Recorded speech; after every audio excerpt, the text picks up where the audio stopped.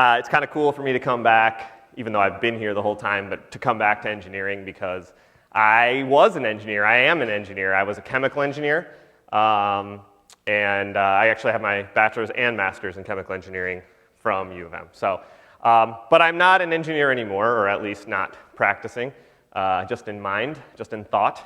And these guys asked me to come and talk to you a little bit about how I got started, which was literally in college. So my life after engineering. So my story, what was my story? So this is my business partner in underground printing. His name is Ryan Gregg. That is us when we were 11 years old. We grew up together in Okemos, which is outside of East Lansing, if any of you are familiar where Michigan State is. My dad is a chemical engineering professor at Michigan State. Being that my dad is a chemical engineering professor at Michigan State, I left East Lansing and had to get out of there, and I came to U of M. My partner did too. He was a civil engineer, and so we were just doing our normal college thing. We were taking engineering classes. I was an engineer because my dad was an engineer, and I, like a good studious son, went and worked in my dad's lab. I wanted to work at Little Caesars with all my friends. He said I had to work in his lab because it was more educational, something like that. I don't know. So I worked in his lab, and I was really kind of enamored with what he did. I thought that what he was doing was engineering, or at least what I liked about what he was doing was chemical engineering. And I got to class, and I got to school, and no offense to any of the professors out here, but engineering did not really hold my attention like I thought it was going to. And what I kind of learned is that my dad actually was an entrepreneur. He would license his own technologies back to his companies, and he would spin off companies and create products and cool things. And that's what I was looking at, and that's what I loved. And I learned that my sophomore year of school. I learned it really early, and it was kind of revolutionary for me because I knew I wanted to try other things. So what happened? Well, it all kind of started with lofts. Now, when you guys came to school, you probably didn't know you may or may not know what a loft is, but before you had cool stackable furniture and brand new dorms, we had to build these things to lift your beds up so you could stick your couch and your fridge and everything underneath it. And my partner is a pretty handy guy. He built lofts for friends in his dorm, and he started selling them, and I started helping him. He would build them, I would sell them, and that was business. And we were just over the moon at how much fun we were having, running around campus, selling lofts, building lofts. Problem with selling and building lofts, if you really want to be an entrepreneur, is there's 1 week of business a year. It's welcome week.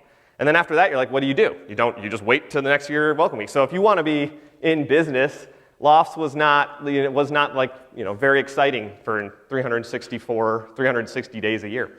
So we were looking for something else to do, something else that we could do while we were still taking classes. At the time, there was no CFE, there was no Empowered. Entrepreneurship was not cool. It was just if you wanted to start a business, you had to make something. You had to make it and sell it. So there were, there were some people that were selling advertising or sponsorships, or, eatblue.com started around the time that I was in school, things like that. But we were looking for something that we could make and sell because that's the only way we knew to be in business. So when I was in school, I bought my first car. I was so proud of this car. It was a Ford Probe GT. You see a picture of it right there. The fire, that's a real picture. That's actually, the fire came from the wheels like that. That's real. And I was so proud of this car. I bought it. I turned down a Honda Accord, the reliable car, and I got the Ford Probe GT Turbo.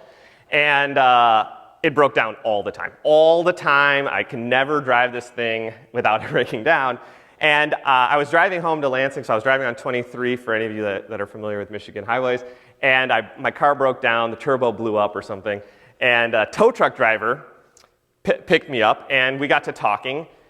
He was kind of like a jack-of-all-trades kind of guy, and told him I was in school at U of M, and he told me he used to have a t-shirt company at U of M. It was called A1 Shirt and Sign. I was like, t-shirts, cool.